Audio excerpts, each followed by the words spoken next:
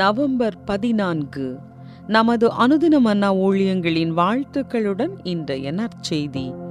இனி உன் பாவங்கள் நினைவு கொள்ளப்படாது. இன்றைய வேத பகுதி எரேமியா 31ஆம் அதிகாரம் 27 முதல் 34 வரையுள்ள வசனங்கள்.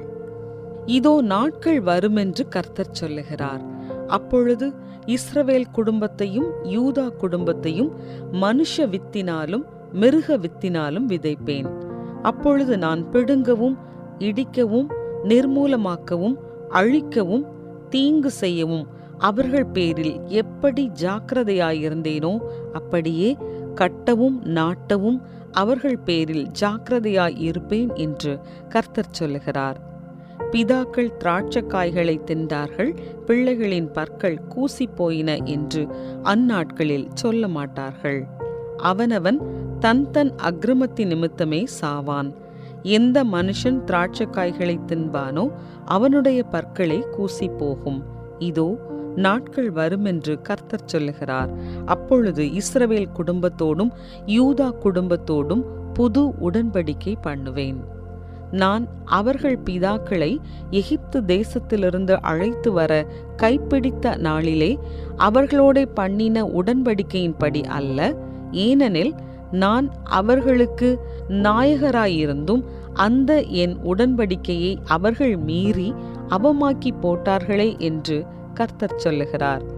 அந்நாட்களுக்கு பிற்பாடு நான் இஸ்ரவேல் குடும்பத்தோட பண்ண போகிற உடன்படிக்கையாவது, நான் என் நியாயப்பிரமாணத்தை அவர்கள் உள்ளத்திலே வைத்து அதை அவர்கள் இருதயத்திலே எழுதி, நான் அவர்கள் தேவனாயிருப்பேன், அவர்கள் என் ஜனமாயிருப்பார்கள் என்று கர்த்தர் சொல்லுகிறார்.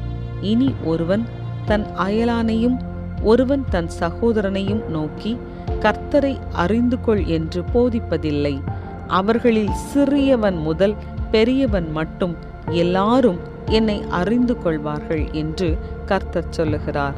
நான் அவர்கள் அக்கிரமத்தை மன்னித்து அவர்கள் பாவங்களை இனி நினையாதிருப்பேன். குறிப்பு வசனம்: நான் அவர்கள் அக்கிரமத்தை மன்னித்து அவர்கள் பாவங்களை இனி நினையாதிருப்பேன். எரேமியா 31:34. நான் என்னுடைய தாத்தாவின் லாரியை வீட்டின் பின்புறமாக ஓட்டிக்கொண்டிருந்தேன். திடீரென்று வந்த அந்த வளைவு என்னை நிலைகுலையச் செய்து 15 அடி சுவரை தகர்த்து கொண்டு லாரியும் நானும் காற்றில் பறக்க ஆரம்பித்தோம். இந்த விபத்திலிருந்து தப்பித்து நான் உயிர் பிழைத்தால் நலமாயிருக்கும் என்று யோசித்தேன். சிறிது நேரம் கழித்து லாரி செங்குத்தான சரிவில் நொறுங்கி கீழே உருண்டது. நொறுக்கப்பட்ட வண்டியிலிருந்து நான் காயமடையாமல் ஊர்ந்து வெளியே வந்தேன்.